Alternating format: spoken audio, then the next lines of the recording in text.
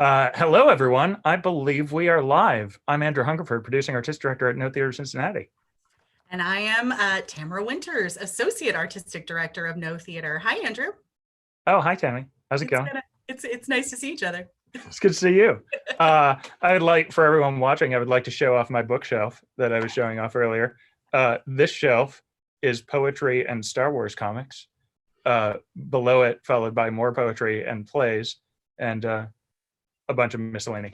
Anyway, hi everybody. Thanks. And Tammy is surrounded by guitars. I'm surrounded by guitars, although I wish I could claim that they were my own, but they are, of course, my husband's, who is imminently more cool than I am. That is a matter for debate. We'll leave that to another town hall. For now, thanks everybody for joining us. We're here to just talk a little bit about what's happening and what's coming up, and what do current world events mean for theater as a whole and the No in particular. So first, yay, we're all here together. Thanks for joining us. And now let's dive into some ongoing trauma. So sorry about that, everyone. Let's keep it light, Andrew. Let's keep it right, light. yeah. Let me assure you, this glass is full of water. So first, we just want to talk a little bit about the state of the theater industry, because it's a thing that's been on all of our minds as we survey the landscape. We of course were hit in the middle of our run of the rolling world premiere of Alabaster and had to cancel live performances. And thank you everyone for supporting us as we switched that to an online performance. We had great success with that, and we're so glad that we could reach so many more people. But yes, it also meant that we and every other theater around the world had to rapidly change our plans, because we're all in an industry where we like getting lots of people in small rooms together to all breathe the same air. And that is a terrible idea right now. So as theaters around the country have kind of assessed the situation, we've started to get, we've had shifting schedules from a lot of theaters, and we're finally starting to get some big announcements. And one that we kind of feel was a bit of a bellwether was the announcement that the Guthrie made, which is one of the largest regional theaters in the country. And they announced that they're delaying all in-person programming until March of 2021. And they're also reducing their annual budget from $56 million a year to $12 million a year, which is, of course, a huge reduction. Now, it is also true that $12 million a year is the budget of a lot of very large theaters. So it is all relative. But right now, as a country and as an industry, we're faced with a place where actors and designers don't necessarily know where their next paycheck is coming from. Audiences don't know when they'll be able to make it back to the theater. And we really are faced with kind of an existential crisis of what does the art of theater mean when we're not all getting into a room together in a live space. So to sort of put that in perspective so there's an example of a very, very large theater. So an example of what that means for a theater like the No, which is were we to have a diagram. Yeah, wait, the not completely diametrically opposed in terms of budget, but within error bars, diametrically opposed. So this season at the No, we had our highest approved budget in our history. It was around $830,000 this year, which we were super excited about. Of course, the cancellation of a show from our main stage season, Lasso of Truth, and the elimination of an in-person Fringe festival dramatically reduces that budget. Just for reference, the Fringe is, so of that, say, $830,000 in revenue, the Fringe Festival would account for $106,000 of that. So not a not insignificant portion of the budget. And of course, a big chunk of that would then immediately go out to artist payouts at the end of the festival and for hiring technicians and paying venue rental. Around $15,000 of that $106,000 income is bar sales. So thanks everybody. And we are very sad that you are not consuming beverages with us right now. So that is sort of a big system shock to an organization the size of the No, because that's just such a significant chunk of what we do every year. Now, thanks to a PPP loan through the CARES Act, we're really fortunate at the No that we haven't had to lay off any of our full-time staff, which was really important to us and we're really excited about. But we have, of course, had to cancel contracts because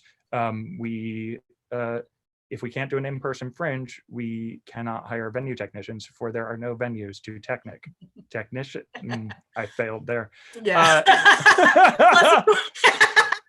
That was harsher than I intended it. I apologize.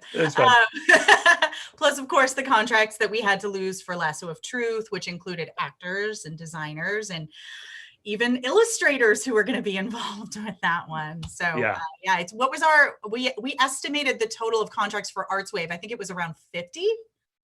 Yeah, I think so. Something like that. We thought that was about the number of contracts that would no longer be able to take place because of this between now and June 30.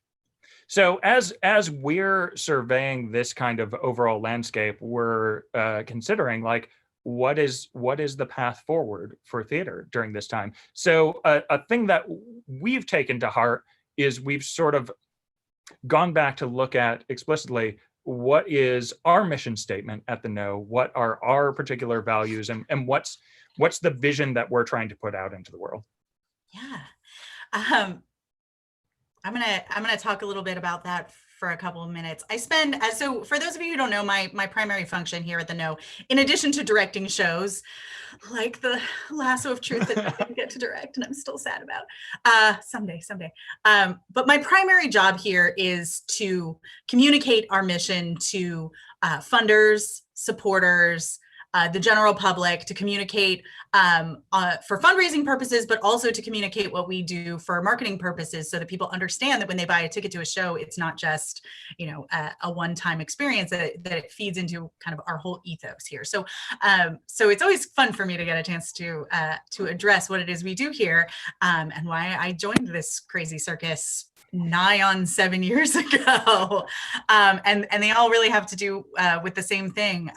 So for those of you who are new to the No, and we may have some folks who are tuning in for the first time, I suspect we've got some of our regulars out there, and I hope you say hello via the Facebook, but we'll do a little refresher here. So for those of you who don't know what our mission is, I'm just gonna read the mission and then kind of talk a little bit more extemporaneously about what that means. But we see No Theater as Cincinnati's theatrical playground. We showcase unexpected voices in however you see that phrase, whatever that means to you, new works and plays that embrace the inherent theatricality of the live experience. That's an important one that we'll touch on in a few minutes, because what does that mean in a world where we can't be in a room together? No Theater seeks to be a place where artists and audiences feel welcome to take artistic risks, creating work that is cutting edge and accessible.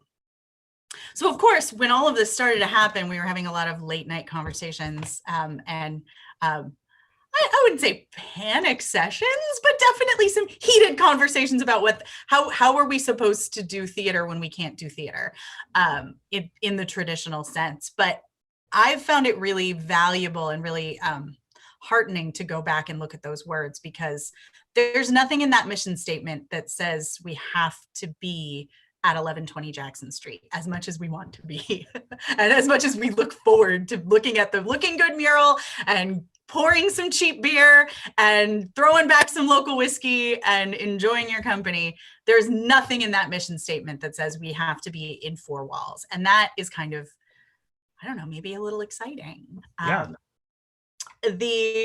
We have a set of values that we've outlined for a number of years, I think, that really tie into who we were when we started as the No Theater Tribe 22 years ago, who we've been in the intervening years since and who we're evolving. One of them being, of course, community. And that's one of the things that we really want to make sure we find a way to preserve as we build the future of No. Even if it doesn't, even when we can't be in the room together, how do we preserve that sense of community?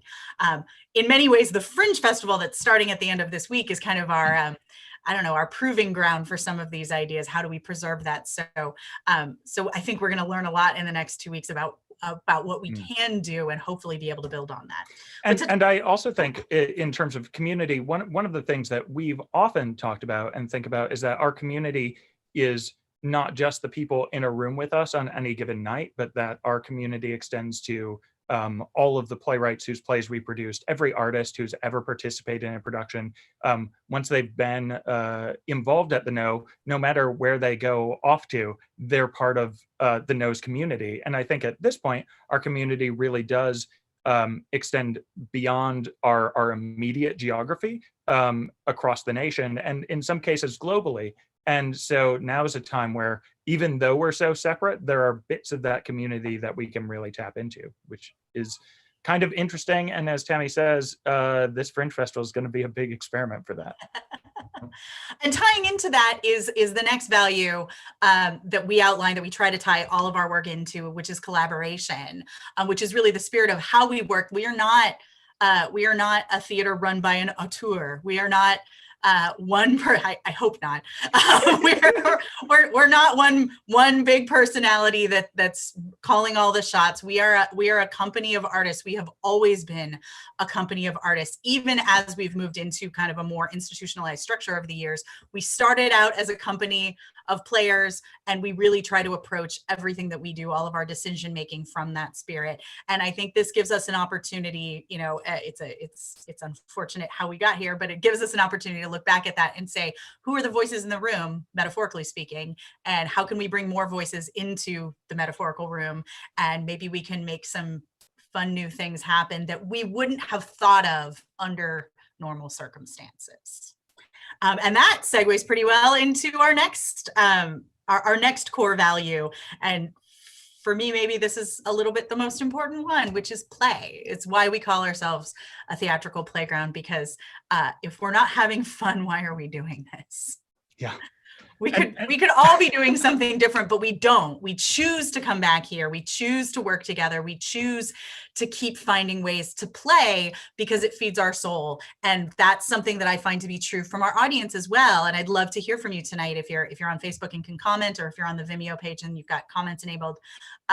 You know, it's something that patrons tell me over and over and over again when I house manage, when I stand at the second box office, that our sense of playfulness, even when we're tackling challenging subject matter, is what keeps them bringing back. And we are absolutely committed to keeping that sense of playfulness. I mean, we're reinventing the wheel here in a lot of ways. Let's have fun while we do it.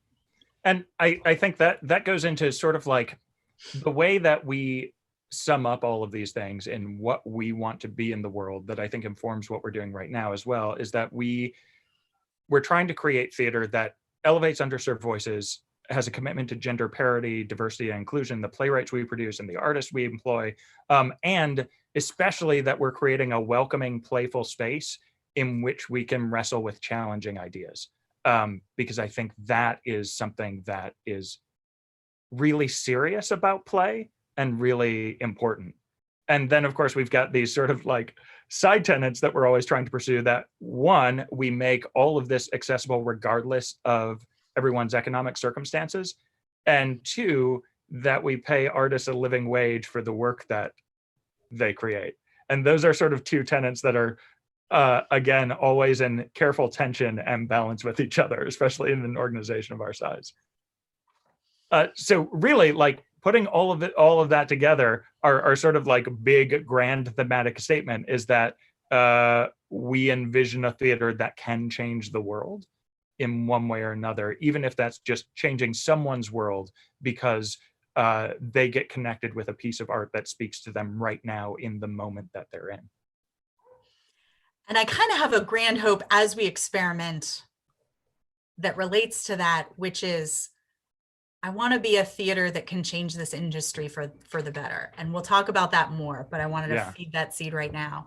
I think while this is not the circumstance I ever would have wanted to undertake this, I think we have an opportunity now to be an example across the industry of how we can make theater better, not just artistically, but better ethically and culturally. So Yeah. think on that more.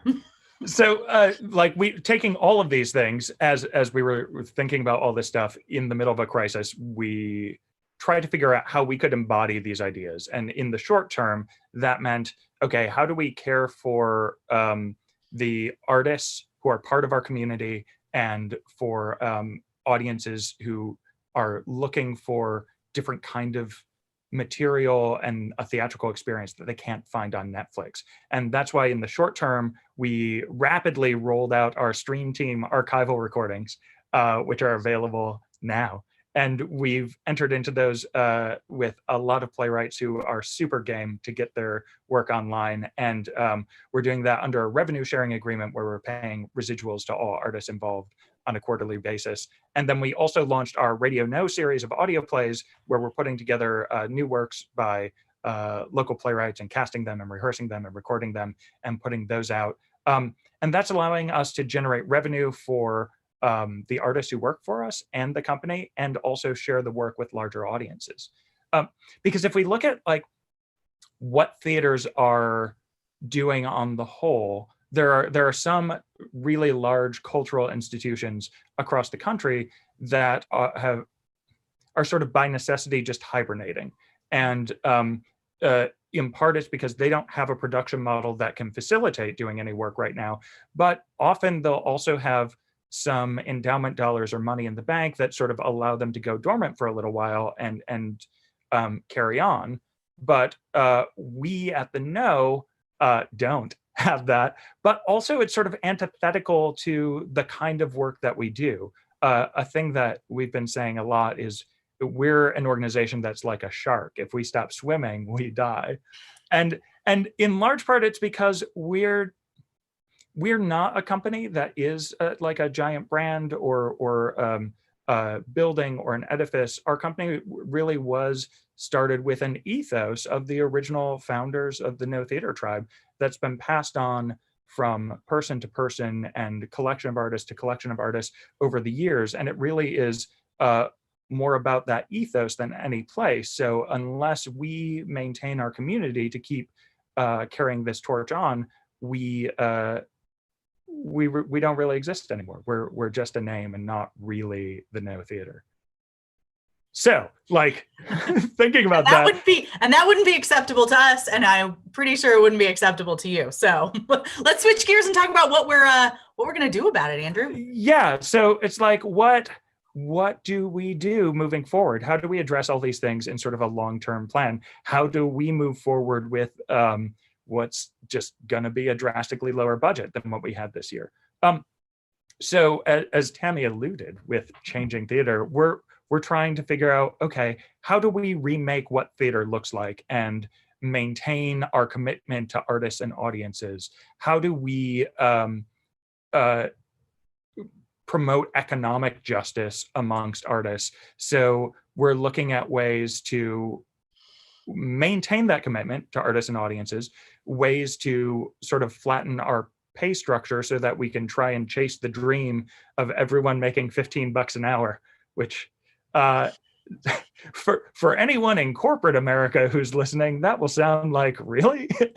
But for anyone in the arts, it's like, hey, that's pretty solid.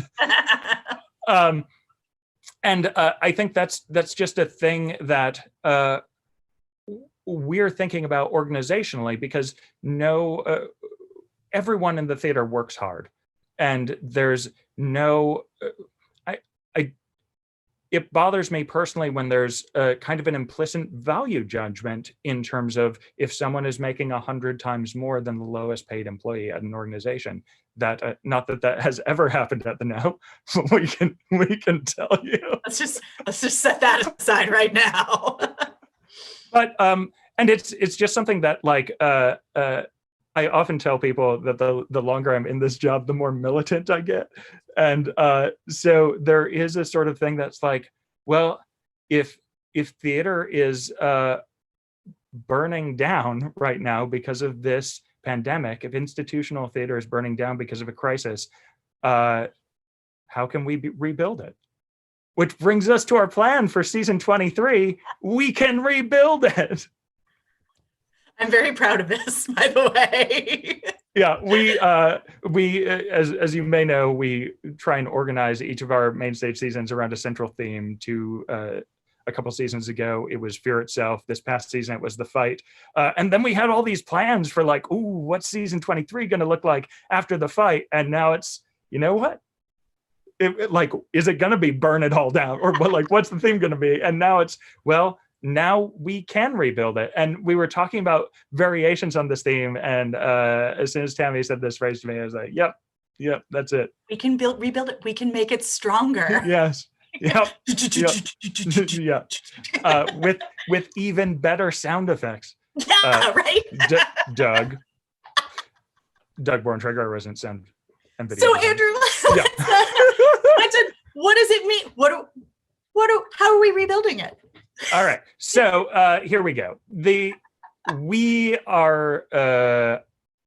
I think the Guthrie is honestly correct in that it's going to be a bad idea for people to get together in small rooms in any significant numbers before March of 2021.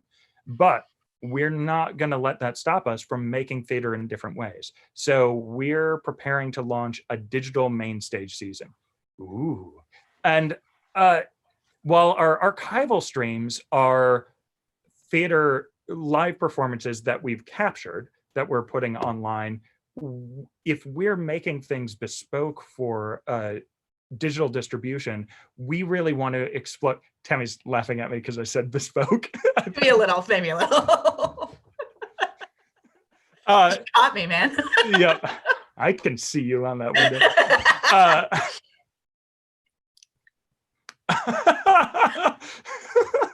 Sorry, we just got a question from Brant Russell about the kind of bass behind me. Brant, you can text Daniel. I have no idea. Carry on, Andrew. All right, back on track. So we're looking at putting together a digital main stage season where each show explores the form in a different way. And so plays with elements of live theater within the context of digital distribution. And the first show of the season that we're super excited is going to be a new digital version of Feast by Megan Gogarty, who's the author of Lady Macbeth and Her Pal Megan, which you can see. You can see at the Fringe, at the Digital Fringe, as one of our Fringe flashbacks. That's right. And so this is a show that was originally conceived to be performed by a solo performer at a banquet with the audience all eating together, which was a form that we were super excited to explore. And now it's being reconceived for what does it mean for this character to be contacting the audience members through digital form. So we're really excited to play with that and what that means in terms of a theatrical performance experience, when it really is an almost one-on-one feeling connection with people. And that you just looked excited. Sorry, I am. So obviously, if you can tell from my excitement level, I'm going to be directing this thing, and I'm super really excited about it. Andrew, can we show our hand about who we've got engaged? I mean, let's just do it. Okay. So we're really excited that the one and only Jen Joplin is going to be going on this journey with us. So she will be the performer in this wild experiment. I'm not going to show too many of my cards because, frankly, we're still figuring out what any of this means. Megan is working on a rewrite right now, but I can tell you it's a really cool story. Briefly, the premise is the mother of Grendel, the monster from Beowulf, who was murdered by Beowulf, and then she was also murdered. For those of you who haven't brushed up on your Beowulf in a long time. Spoiler alert. It's a great read, by the way. You should definitely read Beowulf. But has gathered us here for a reckoning. It is a story of, very nice visual aid. It's a story about power dynamics, and it's a story about rage, and it's a story about what we do with our rage, and it's a story about how we rebuild a society that is broken from the beginning. Not to get too far in the weeds. So I'm most interested in this is first off figuring out how you direct something like this in a form like this. Second, I'm really interested in playing with the illusion of liveness and what that means, and how we can create an experience that has some kind of tangible tactile element to it, even if it's on your screen. So stay tuned. These things are developing minute by minute. I'm actually hoping to learn some interesting ideas from my fellow fringe artists. So I'm just really excited about where this might go. And I'm deeply excited to have Jen Joplin at the helm. If you saw The Man Beast, you know how incredibly powerful she is. If you saw Girl in the Red Corner, you know what a deep well of emotion she has access to. If you've ever seen anything at Shakespeare Company, you've probably marveled at her. She's a force of nature, and I'm so excited to have her star as like the primordial monster. It's going to be great. And as a designer, I'm super excited by what does it mean to design the lights in a room I will never be in. So that's a cool challenge. I mean, eventually I'll be in that room, probably just after the show's done. So that's sort of the first step in our digital journey. The second step, we're not going to fully announce yet, but it's while Feast is going to be digital performance, the second show of our season, we're going to make a film. We're going to make a film based on a play that I will not announce the title yet, but it's by our friend Joe Zettelmeyer, who you may know from the aforementioned Man Beast, All Childish Things, etc. Pulp, yes. And so we're going to do this experiment where we build the set as a soundstage in our theater, and we shoot the film there on site and release it as video on demand. So exploring different ways that theatricality and a kind of work that probably wouldn't normally become a film, and how that works in intersection with that. And the particular play we're looking at already has a lot of media integrated into it. So we're really excited by the possibilities that offers. And then we're looking at, for the sort of the next two shows in our sort of digital experiments of actually playing with live streaming and what happens when you combine elements of live stream performance with pre-recorded things. How do those things all intersect to create a digital world in a way that, again, is not film and is not traditional live theater, but is something else that's particularly suited to this medium? And then, in terms of our main stage, that's all going to culminate in a big multimedia digital, a transmedia digital performance that we're planning for the winter slot that is going to really dig into all of these questions that Will have been asking for months about at this point, about what theater is right now, what can it be, and what is the essence of telling these stories to each other, and what does that do? And then we're so hopeful that after that big culminating digital experience, for which we envision, virtual sets and all sorts of fun things, that we're going to have a delightful 8 to 9 months working out. After that, we'll be able to all come back together for a joyous live experience, a live musical experience back on our main stage in spring of 2021. That's the plan for the main stage, and we're all building this together with you and right in front of you. So even though we're not telling you definite titles right now, we wanted to lay this out so you know what's happening, and we may be a black box theater, but we're not like a plains black box. No, I don't know where that went. You almost had it. Tammy, you take it. I'm sorry, that was mean. I'm shuffling my papers like I'm on the news or something. So yeah, I think as Andrew said, we're building this as we go.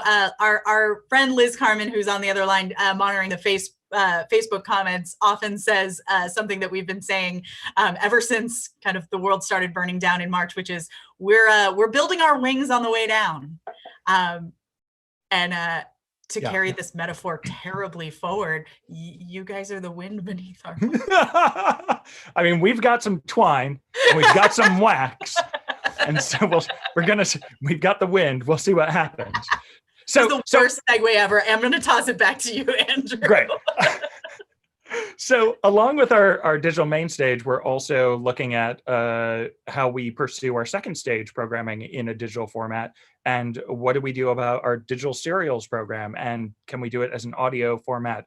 Do we do some sort of video distance serials? And we also want to leave room open for other experiments, because we're all going to be figuring this out over the next weeks and months. So we want to make sure that we leave room open to be able to play and collaborate with other artists and organizations, both in Cincinnati and further afield. Mm-hmm. And we're also going to be continuing our Radio No productions, where we've already got a whole slate of shows coming up that we'll be casting and recording and releasing over the course of the season. We'll have more archival recordings that we'll be releasing from the stream team. And, even when we get back to live performance, I think that's really important for us is that we keep the lessons that we learn from this and we carry these forward, because the shows, the ability to stream shows in addition to performing live is actually a great way to have our work be accessible to people who either are unable to come in person or live further afield geographically. And one of the things that we're excited about is that we're able to provide captioning on our archival streams, which allows us to make our work even more accessible in a way that is difficult for us to do logistically in person. Yeah, I think I'm going to field it. We got a question from Susanna. Hi, Susanna. It's always good to see you. She asked if we've considered live performance. And the answer is, of course, yes, absolutely. I mean, we would love nothing more than to get back in a room with everybody. But the truth is that the more we bang our heads against it, we just can't get over certain limitations. Oh, I see there's a question here. Outdoor performance. We actually have been bouncing around that idea. Andrew, do you want to talk about any of the things that we've been bouncing around? No promises that we're going to be able to pull. Yeah. These are just some of the ideas that we've been bouncing around. Well, part of the question about all of these things is wanting to make sure that we maintain safety for our actors and our audiences. And even looking at something like our film project in the fall, which has a relatively small cast, a cast of 3, we're still, in order to keep everyone safe, thinking about how to keep everyone quarantined and isolated together and make sure there's distance between the cast and crew as we're doing the filming. So for outdoor performances, yes, we don't want to do something that encourages people to congregate close together without proper protective gear. So as I think a lot of arts groups are, we are brainstorming things like, okay, how do we do drive-in performance at a site where performers could be mic'd on a stage and with transmitters that'll go to the FM band so everyone can tune in on the radio, and then maybe we can give instructions to people for who turns on and off their headlights when. We've got some cool ideas. It's a matter of finding the right piece or collaborating with the right people to create that piece. And I would say it's if something like that were to happen, it's most likely to happen in collaboration with another artist or arts group that can help, split the work of that a little bit and also just make it a little bit more feasible all around. So we are that kind of ties into what Andrew was saying about like leaving ourselves open for the possibility. If there are artists or groups that have an idea of this nature or something like it and want to come and bring that idea to us, please, like, Bring Yeah. us your ideas. My inbox is always open. info@notheater.com comes straight to my inbox. It doesn't go to a bot. It goes straight to my inbox. twinters@notheater.com also goes straight to my inbox. I'm happy to gather those ideas. And if things look like they fit with our mission and fit what we're trying to do, absolutely. Let's explore, let's play, let's see what's possible while also making sure we're keeping everybody safe. Yeah. Tammy, do you want to talk a little bit about audience access? Yeah. I think that's a decent segue too. So we talked a little bit about how there are certain advantages to the digital performance, at least for those who have connected to technology. I'm still trying to work out how we preserve access for people who are not so digitally inclined, and that is a forever challenge. And I'm definitely kind of trying to bridge those gaps, but it's really important for us to be able to do things like captions on the archive performances. It's also really important for us to make sure that these prices are still affordable and accessible. We know that the experience of watching something from your house is not the same as watching it at the theater, and we also know that the work of the artists is no less worth a fair paycheck. So we're trying to price things in a way that is both accessible and fair to artists. We're playing with some new subscription models, so stay tuned. We haven't quite figured out, but we're trying to figure out, does it make more sense to charge $5 per download for the Radio No, or would there be enough interest for, say, a Radio No subscription where you pay $5 a month and you get the new release right to your inbox? If you're interested in something like that, let me know, because the more demand there is for it out there, the more justification I have to make it happen. We're still going to maintain our membership. That is still probably the single easiest way for people to first show us that we're an important part of their lives, and that you want us to stick around, and for us to kind of gauge how much interest there is for these projects. When you buy a $250 annual membership, it tells us you want access to everything, and then we know that that's income that we can expect every year at a certain time. So that's super important to us. And we are still finding ways to keep even our regular ticket price as low as possible, and also offer additional ways for people to be able to access it without paying full price. We are still going to offer some version of our welcome experiment, which is historically has been $5 or $10 advance tickets and then free at the door. Since there's no door, we have been working from a limited number of $5 downloads and access for the archive streams, and we're working on what that model is going to look like, but it's really important to us to maintain that. Question from my dear friend Mary. Hi, Mary. Thank you for asking. She asked, how much is an annual membership? An annual membership to No Theater is $250. It is good for one full calendar year, so it's not tied to a season.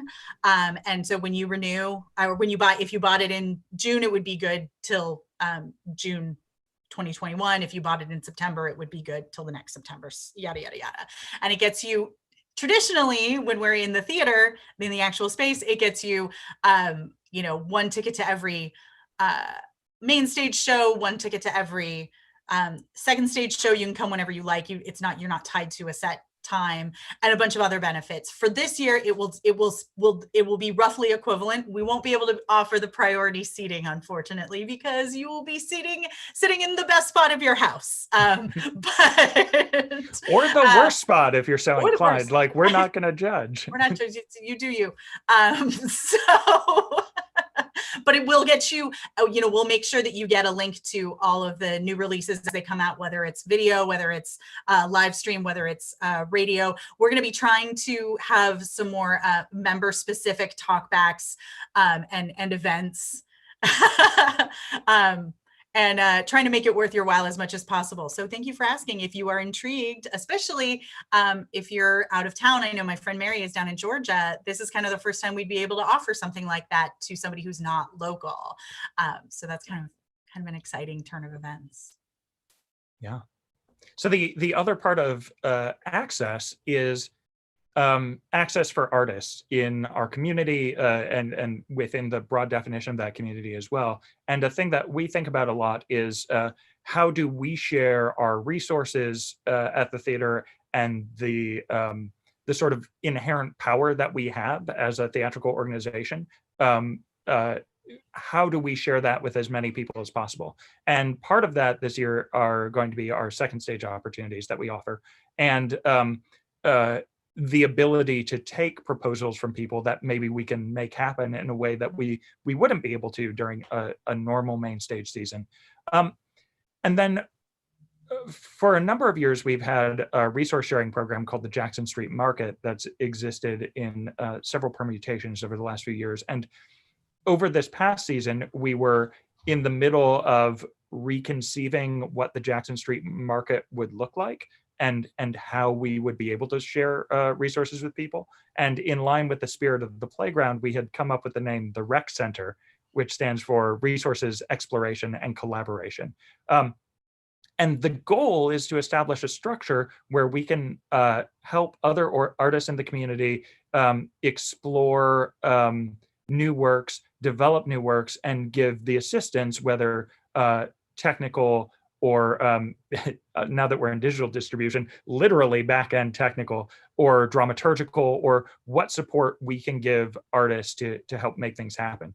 And over the past season, we had come up with a number of structures to be like, hey, this feels like a system, but now, of course, this is that system isn't really applicable in the world that we're currently in. So a thing that we're really interested in doing is setting up a series of small meetings or meetings like this where we can brainstorm ideas with artists in our community to find out the best ways that we as an organization can serve and enable and uplift the work that you're doing independently with the resources that we have.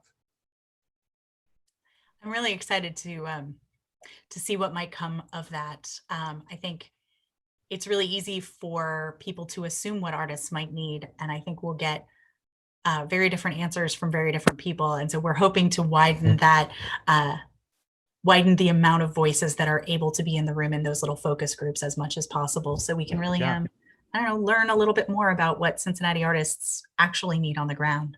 I see Andrew Ian Adams has a question. How can artists connect with the Know if they've got ideas?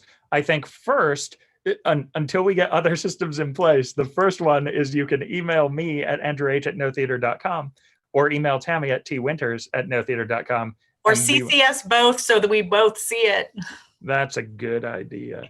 And then we can look at that and sort of assess the feasibility of the project and talk it over with staff and all work on this together. I do hope that we'll be able to sort of also put together a sort of submission process that we'll be able to put out there so that it's not just people who have watched this video or have heard us say that can get connected, and we'll try and make that as prominent as possible on the website. Also recognizing the balance of all of these things is, of course, that we have so many ideas and we have a small staff, and there is only so much time to tackle all of these projects. So we're really trying to do as much as we can, but I think part of our goal with this is to build out our network so that we're bringing more people into the fold who can lift up more of these works and get even more voices heard.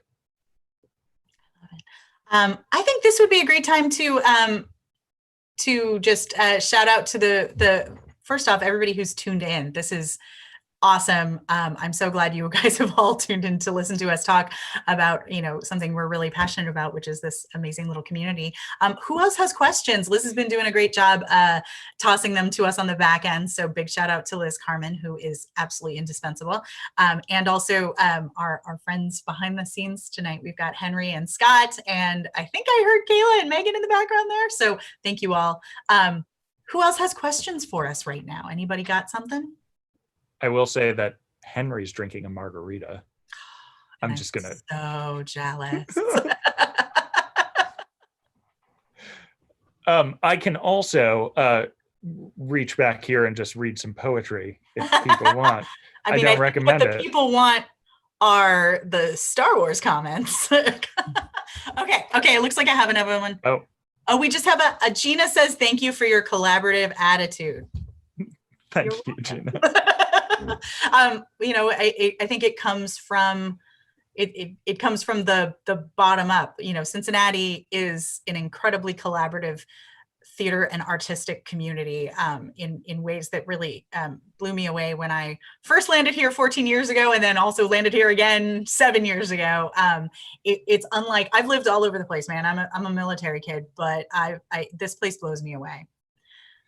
Mary B asks, what do we look for when we are considering plays to produce? Ooh, that's a juicy one. So here's one of the kind of interesting things about our theater, because we're one of only a handful of theaters around the country with a designer in the sort of top artistic position. So that sort of means that we're always a little interested in sort of how we can push design or visuals, even if it's in a simple but elegant way. One of the things that most interests me, and if you disagree, Tammy, please feel free to weigh in. But I know I'm particularly interested in the kind of shows that cannot be done better on TV or film. And so this is also one of the challenges as we're thinking about doing things digitally or making a film, because when we're doing stuff live, we're really thinking about what are shows that really demand you be right there. And sometimes it's a show that is just so much more visceral if you're only 4 feet away from the actors, and maybe it's a naturalistic show, but putting it right there really changes it somehow. And sometimes it's a show like something like Neverwhere, where we can really pursue a really kind of theatrical magic in a way that is somehow much more compelling than if you just saw it as a spectacular visual effect on a movie screen. I think about Moby Dick, which was our first season. And of course, people have done films of Moby Dick. Moby Dick's been done a million ways, but the reason that interpretation worked was that the playwright had adapted it in such a way that it made the most of the physical environment of 10 actors and some ropes and a sail. Like it had so much open to interpretation on the design and on the movement and things that it really could only be its truest expression live in person.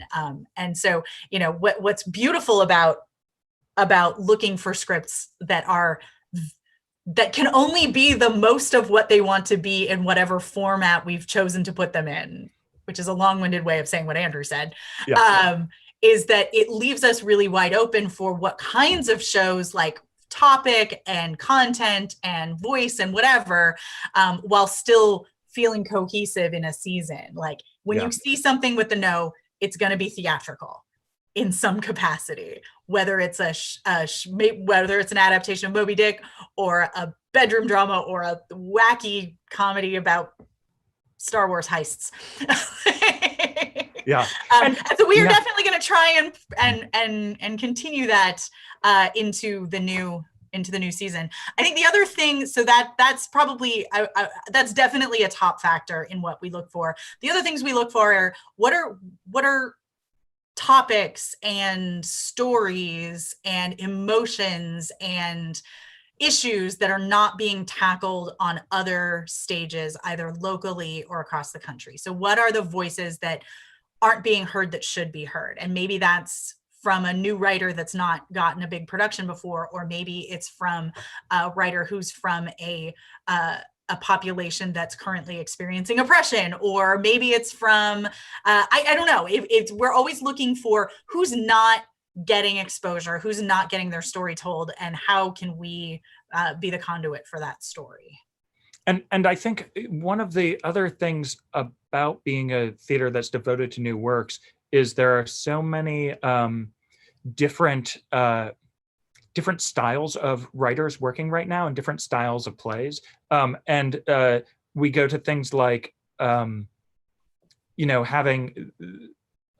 supernaturalistic plays and naturalistic dialogue contrasted with the kind of beautiful poetry in something like Carded Fitch's Red Bike or Nina Segal's In the Nighttime Before the Sun Rises, and the plays that become a kind of contemporary verse. So that not only are we looking for diverse subject matters, but also these diverse styles to bring those sort of the overall spectrum of what's happening in contemporary theater to our audiences in Cincinnati. Yeah, that's sort of the general thing. We've got a few more questions piling up, so I'm gonna toss it over to our friend Peter Michael Marino. Asks, are local business tied up with us in any way? Anytime we can, man. Anytime we can. Yeah, and I would love to explore that more. Not to make this a sales pitch, but if there are people watching who have local businesses who see some synergy with what we're doing here, like, let's talk. That's what my job here is. We've got local businesses who sponsor. We've got local patrons who own businesses who sponsor as individuals. Our friends at Taft's did a great experiment with us where we were trying to, they were trying to keep the doors open and the revenue flowing with takeout meals. We're trying to do the same thing with live streams, or streaming archive. And so we did a partnership a couple weeks ago where if you used a code, you could get a discount on your takeout meal from Taft's and your video from the Know, and kind of make it a date night. So we're always looking for those kinds of opportunities. We have some amazing business partners locally, and we're always looking to expand that. We've got a question from Scott Griffith. Andrew, you might be able to field this one. What are other theaters doing to fill their seasons when they aren't opening their physical doors? And that's that all over the place. The answer is all over the place, right? Yeah.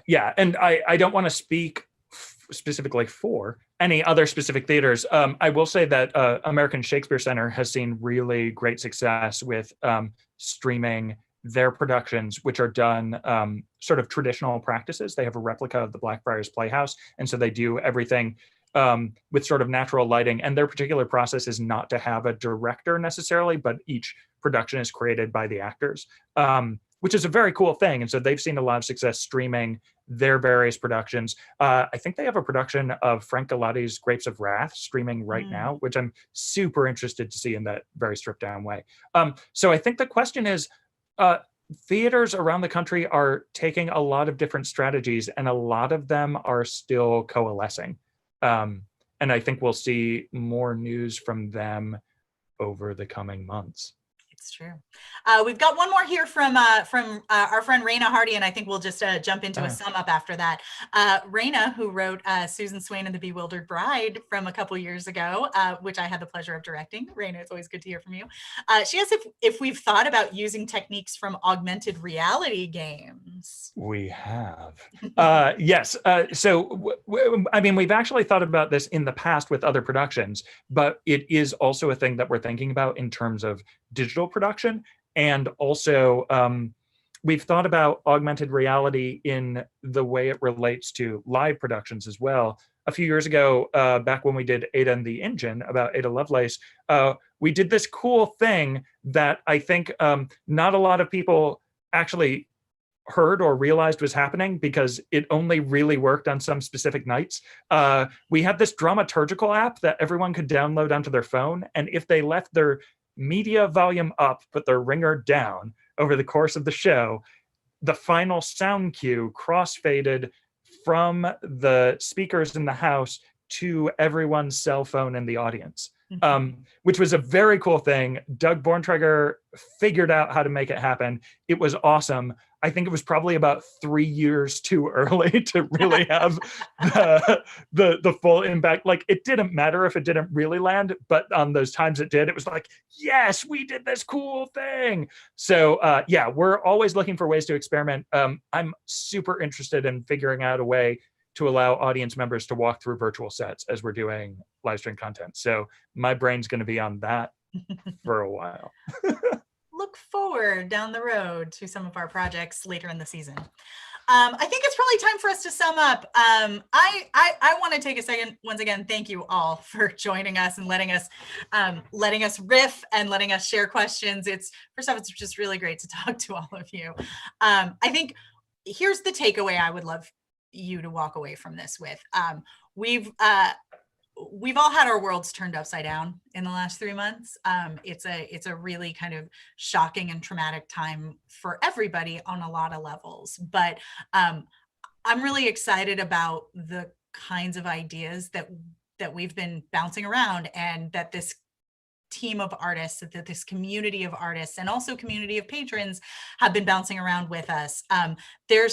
There's some really exciting things to be made and that can come of this. And while I would never wish for this to happen again, ever, there's still beauty to be had. The only way it's going to happen is if you all are brave enough to go on the venture with us. I think you are. And I think I'm really excited to see how you all jump on this journey with us. But we, beyond donations, of course, I'm the fundraiser. I'm always going to say, please send your dollars to No Theater to help us keep the doors open. Yes, this is always true. But beyond that, your communication, your sharing of our work with people you think might be touched and might be moved with it, your showing up. When we debut something, if you show up and download it that first week, that's going to tell us, yes, that there is a hunger for this, that we're not just throwing this into the void. So, we're going on a grand adventure. Come with us. And we are building this season in front of you and with you together. So we're so grateful that you're here with us, and we're so excited what we can do with this twine and feathers and some wax. And hey, why not? Why not? Let's try and fly. Let's see if it happens. Let's do it. What do we have to lose, man? Let's do the thing. I think the only other takeaway I have is, man, we're experimenting like crazy this week. We kick off the Fringe Festival. This is my equivalent of like and subscribe, right? So go to cincyfringe.com, CINCYFRINGE.com. You'll find out everything you need to know about all of the things that we have to offer. You can get your all access pass and become my new best friend. The all access pass for $200 basically gets you a personalized portal with all of the links to everything you need to take part, explanation of all the live streams and when those things happen, yada, yada, yada. And it's just going to be a really fun time. And while we won't be in person, we're going to try like hell to keep that community aspect. So again, come with us. Yeah. And if you're not sick of hearing us talk every night at 8:30 during the Fringe, except Tuesdays, those are days off, you can see us live at Channel Fringe Hard Hitting Action News Update. There will be more dumb jokes and probably more drinking. But we invite you to come hang out with us for that. We're also trying to come up with a bunch of other ways to make it possible for you to all hang out in the community through the course of the Fringe. And we've got some exciting technology stuff that we'll be hopefully rolling out and announcing soon. I think that's all. Is that all we have to say? I think that's all we have to say, Andrew. Thank you everyone so much for joining us and for listening and for dreaming with us and for being a part of all this. Once again, I'm Andrew Hungerford. I'm Tamara Winters. We'll see you at the Fringe. Bye.